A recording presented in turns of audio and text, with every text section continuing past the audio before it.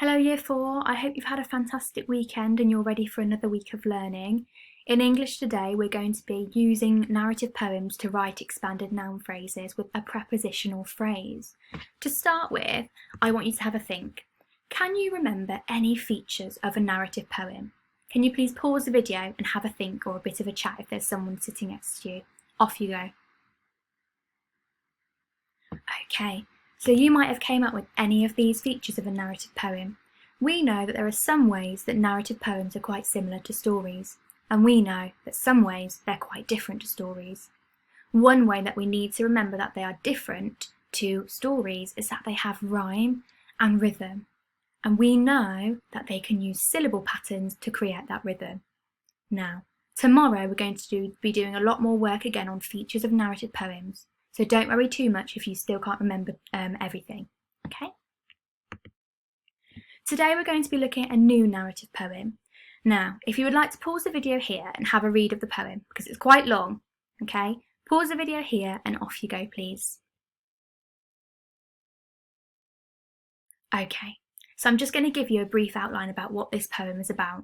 So, it's about the day where the world began, and each of the creatures was basically asked to choose a colour that they wanted to be. And whilst the elephant chose to be grey, the goldfish chose to be golden, the cricket chose to be green, the owl chose to be brown, the polar bear chose to be white, and the jay, and those of you who don't know what a jay is, it's a bird, chose to be blue. But the bumblebee couldn't decide, okay? And for that, he was made yellow and black. And at the very last minute, the bumblebee decided he knew what colour he wanted to be. He wanted to be all the colours of the rainbow, but by that point, it was far too late, okay? So that's a bit about the plot of the narrative poem. So hopefully you've all understood that now. I want you to have a quick discussion if you've got someone sitting next to you, and if you don't worry, you can have a think in your head. Think of 3 things here. Number 1, what do you like, or maybe what you don't like about the poem? Number 2, can you see any features of a narrative poem being used here? And number 3, does it remind you of any other narrative poems we've been looking at? If you need to go back and have a look at the poem once more, you can do that. Otherwise, pause the video and answer those 3 questions, please. Off you go.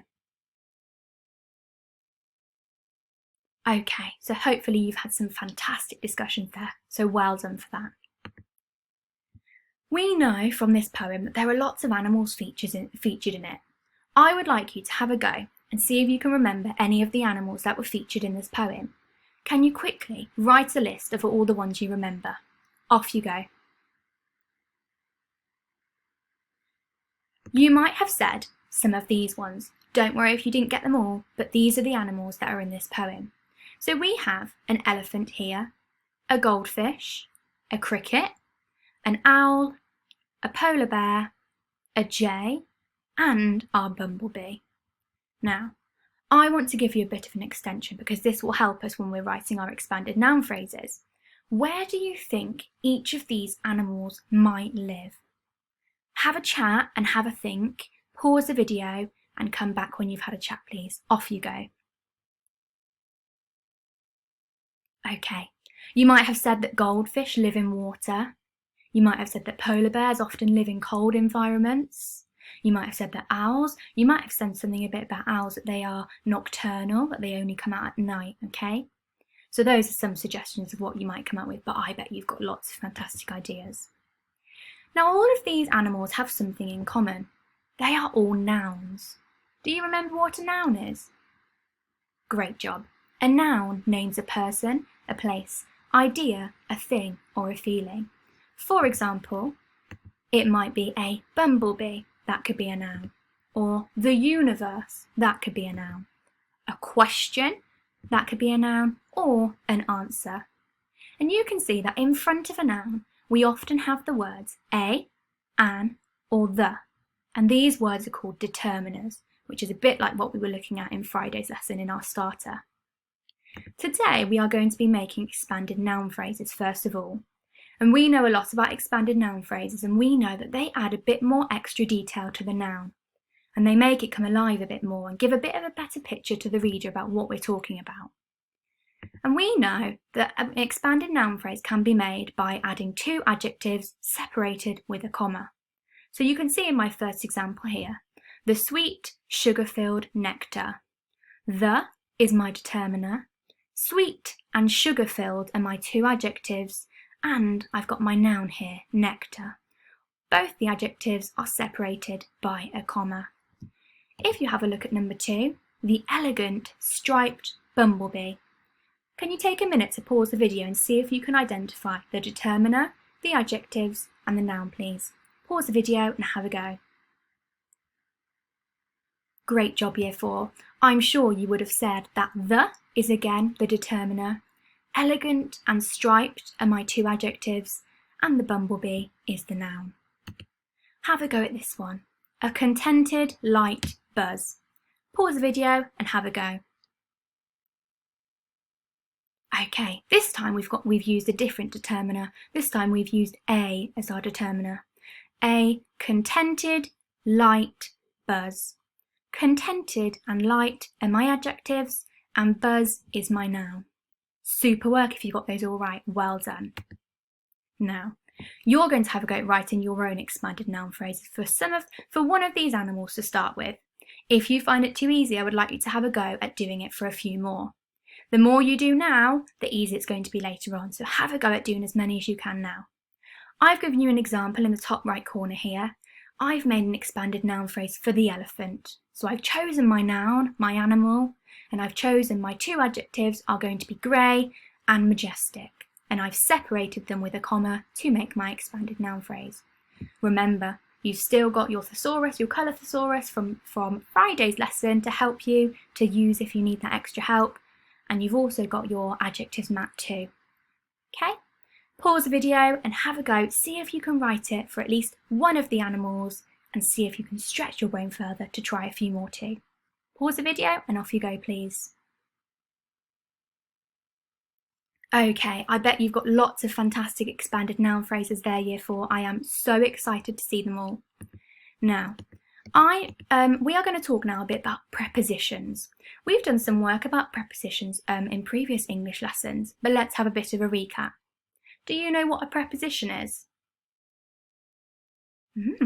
A preposition is a word that indicates a place or a direction.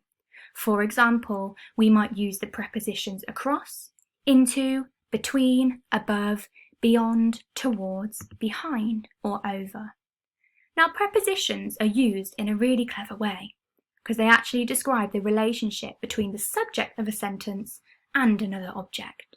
So you can see a few examples here, not related to the poem, but just to help you have a bit of a clearer idea of what they mean. Example number 1, the apple was under the table. So you can see here that my first subject is apple, and my object is the table, and my preposition used here is under. It's showing me where it is, the place where it is. And you can read the two examples there too, because the preposition is underlined there using through and towards. I would like you to have a look at these following words. And can you please think about which of the following words are prepositions? Pause the video and have a go, please. Off you go.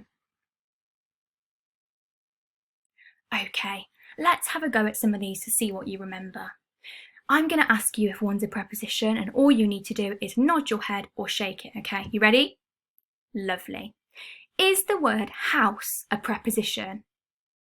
No, Miss Newman, it's not. Well done. Is the word beside a preposition? Yes, it is. Well done, because it shows you where something is. Is the word journey a preposition? No. What about in? It is, yeah, in is a preposition. Well done. I can see that you're very confident on prepositions. Well done. We're now going to move on to looking at prepositional phrases. A prepositional phrase is quite similar to a preposition, but it's just in a phrase. We know that a phrase is a group of words. It includes the object that the preposition in the sentence is referring to, and any other words that link it to each other. We're going to be really good at this. For example, he hid beneath the duvet. Can you spot our preposition in this sentence? Well done, it's beneath. But beneath the duvet is our prepositional phrase. Gives a bit more understanding of whereabouts it is. A prepositional phrase usually includes a preposition, which is beneath, a noun or a pronoun, and it may include an adjective, but it does never contain a verb. What is a verb? Well done, it's a doing word, and it never includes a doing word. Fantastic. I've got some sentences here for you. Can you pick out the prepositional phrases from these sentences? Pause the video and off you go. Okay, let's see if you got them right. So, oh, there was an extra one there, but don't worry about that one. So, let's see. The first one, the general ordered the troops to retreat to the valley. To the valley is our prepositional phrase. To is our preposition, to the valley is our phrase. And you can have a look at the others too, and you can see if you've got them right, and I'm sure you've all done fantastic. Okay. Today, we're going to be using our fantastic expanded noun phrases that you would have already written to extend them by adding a prepositional phrase, and that's going to be our task for today. On the left-hand side here, I've been really kind to you and I've given you a preposition list. So if you're getting a bit stuck of some prepositions that you could use to make it a bit more of a variety, to make your sentences a bit more fun, then you can use those too. And what I would like you to do is, having your expanded noun phrases in front of you, can you add a prepositional phrase on the end of it to make it a bit more interesting? I've used the same expanded noun phrase from earlier, the grey majestic elephant, and that's in blue there. And I've said that it thundered through the jungle. Through the jungle is my prepositional phrase because I've got my preposition through and it's telling me where it was going, and jungle is my noun. But do I have a verb? No. I do have a verb here, but as you can see, it's not included in my prepositional phrase. I've got a few more examples for you here if you're a little bit stuck. So I've got here, the delicate golden fish floated in the water, and the tiny emerald cricket leapt high into the air. Can you just take a minute and see if you can spot the expanded noun phrase and the prepositional phrase in each sentence? Pause the video and off you go. Okay, so you might have spotted that our expanded noun phrase is here, the delicate golden fish. And in the water is our prepositional phrase. Here you might have seen that the tiny emerald cricket is our expanded noun phrase, and high into the air is our prepositional phrase. Okay? The reason that I wanted you to think about where the animals lived or where they might be earlier is because this might help you to write your prepositional phrase. So you might think where fish live in the water and what they might do. And that will make it a lot easier for you to write your expanded noun phrases with your prepositional phrase. What I would like you to do, Year 4, is to write at least one expanded noun phrase, including your prepositional phrase, for each animal. That means there should be 7 sentences that you have came up with altogether. But if you really want to challenge yourself, see if you can aim for around about maybe more than 1 for some of the animals, okay? But at minimum, I would like to see at least 7. Now it's your turn to do that. You should by now have your colour thesaurus with you and also your adjective word mat and still your other word mat from the other day too, which should help you, okay? I'm really looking forward to seeing your work. If you make sure that you send it into the office and they will pass it on to me and I will be able to give you some lovely feedback. Have a lovely afternoon and I hope you enjoy writing your lovely expanded noun phrases. Don't forget your prepositional phrase.